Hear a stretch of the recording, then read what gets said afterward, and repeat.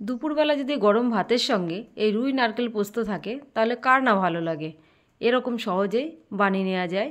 আপনাদের সঙ্গে শেয়ার করব আজকে আমি রুই পোস্ত নারকেল কিভাবে বানাবো। নমস্কার বন্ধুরা, শস্যবস্ত রান্নাঘরের পক্ষ থেকে আপনাদের সবাইকে জানাই স্বাগত। খুব সহজে আপনাদেরকে দেখাবো যেন আপনারা সহজেই বাড়িতে বানিয়ে নিতে পারেন। এখানে আমি নিয়ে নিয়েছি পেঁয়াজ, টমেটো, কাঁচা লঙ্কা আর একটু আদা। এখানে আমি বড় সাইজের দুটো পেঁয়াজ নিয়েছি। এখানে বেশি পেঁয়াজ ব্যবহার করব না, কেন বেশি পেঁয়াজ ব্যবহার করলে সবজিটা মিষ্টি হয়ে যাবে। বড় সাইজের দুটো পেঁয়াজকে আমি একদম মিহি করে কুচিয়ে নেব। পেঁয়াজ দুটো সুন্দর করে কুচিয়ে নিয়েছি। এবার কুচিয়ে নেব টমেটো।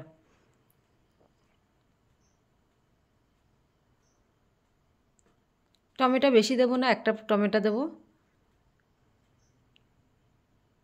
টমেটোকে পেঁয়াজের মতন করে কুচিয়ে নিলাম। এবার কুচিয়ে নেব কাঁচা লঙ্কা। ঝাল আপনারা আপনাদের স্বাদ অনুযায়ী দেবেন। পেঁয়াজ, লঙ্কা, টমেটো সব কুচনো হয়ে গেছে। এবার রান্নাঘরে ফিরে যাব। এখানে নিয়ে নিয়েছি নারকেল। নারকেলটাকে নিচের যে কালোগুলো থাকে ওগুলো ফেলে পরিষ্কার করে নিয়েছি। এবার মিক্সিতে দিয়ে দিচ্ছি নারকেল। সামান্য কিছু পোস্ত দিয়ে দিলাম।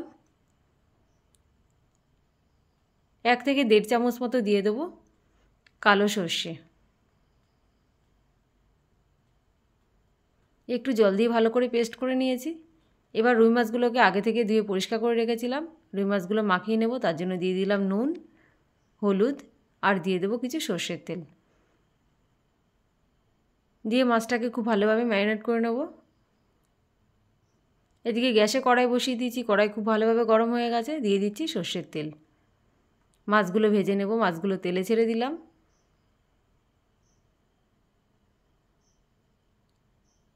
মাছের দুটো সাইড খুব ভালোভাবে ভাজবো। আবার বেশি ভাজবো না, যেন কড়া হয়ে গেলে মাছটা খেতে ভালো লাগবে না।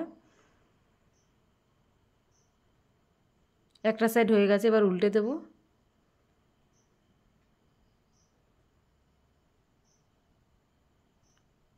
মাছ ভাজা হয়ে গেছে, এবার প্লেটে তুলে নিচ্ছি।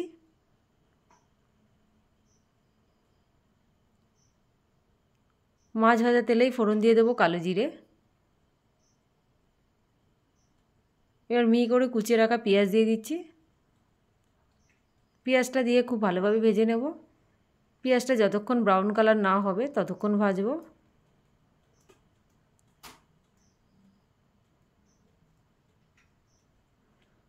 এবার কুচনো কাঁচা লঙ্কা দিয়ে দিলাম। কাঁচা লঙ্কা দিয়ে আরও কিছুক্ষণ ভেজে নেব। এবার দিয়ে দেবো 1 চামচ আদা বাটা।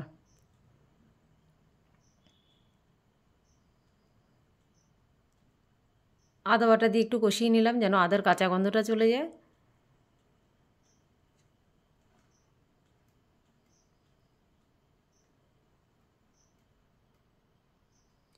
এবার দিয়ে দেবো কুচনো টমেটো।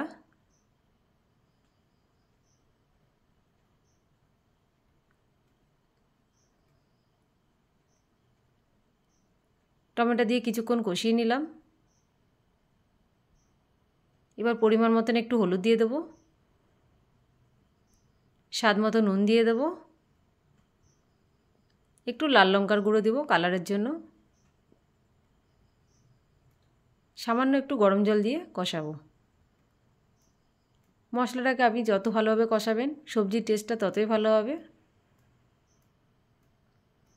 এবার একসাথে পেস্ট করে রাখা নারকেল, সর্ষে আর পোস্ত দিয়ে দিলাম।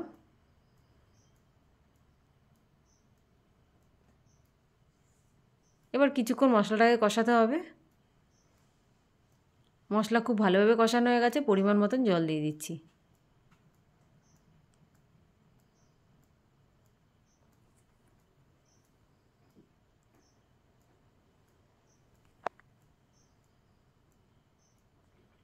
ঝোলটা খুব ভালোভাবে ফুটে গেছে। মাছগুলো দিয়ে দিচ্ছি।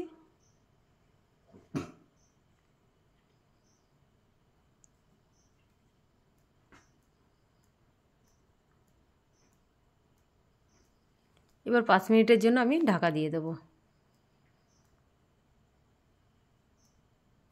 5 মিনিট পরে ঢাকা তুলে নিলাম। দেখেই বুঝতে পারছেন আমাদের সবজি রেডি হয়ে গেছে।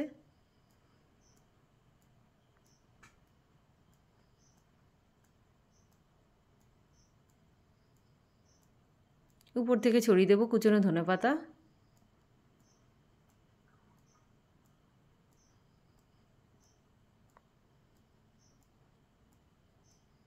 রেডি হয়ে গেছে রুই নারকেল পোস্ত, প্লেটে তুলে নিচ্ছি। আমার এই রেসিপি আপনাদের কেমন লাগলো অবশ্যই কমেন্ট করে জানাবেন।